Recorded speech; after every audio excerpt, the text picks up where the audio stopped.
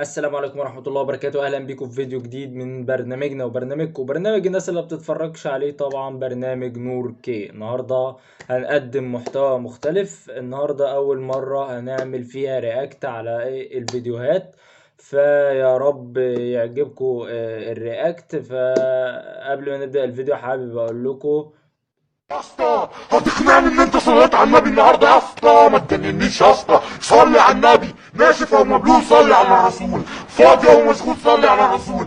الان دلوقتي صلي على الرسول، صلي على يسوع، صلي.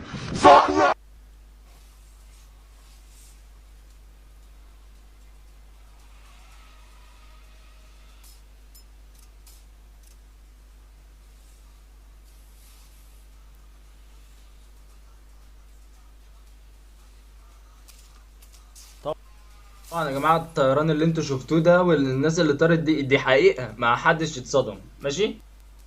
مال مال مال مال مال مال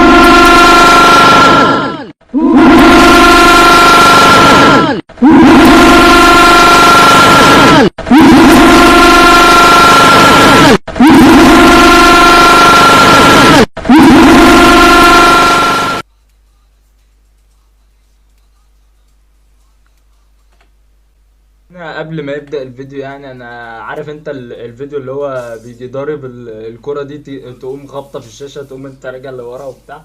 فانا حاسس والله انتوا ناس عسل.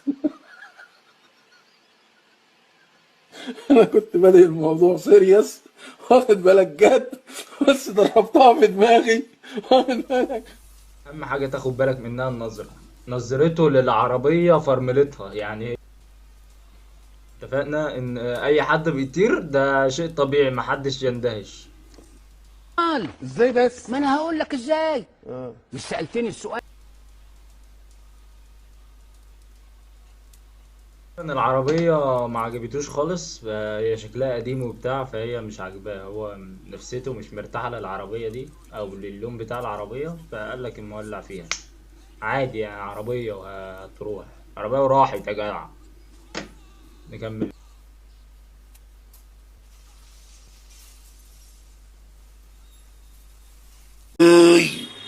قلبي بينحرق، عمري بينسرق.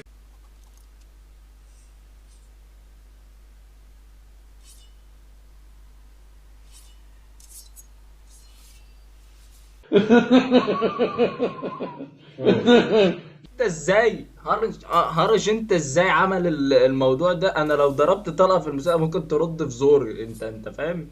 هو انا بضربها تحت، هي عدلتني يعني، يخرب بيت المهارة. اذا لو رونالدينيو شافك يا عم ممكن يعتزل معتزل اصلا، بيلعب هناك اهو.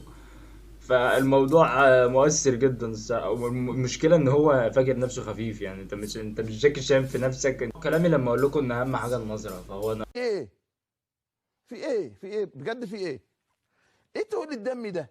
وبكده نكون وصلنا لنهاية الفيديو. ما تنساش لو الفيديو عجبك تعمل لنا سبسكرايب ولايك، لايك.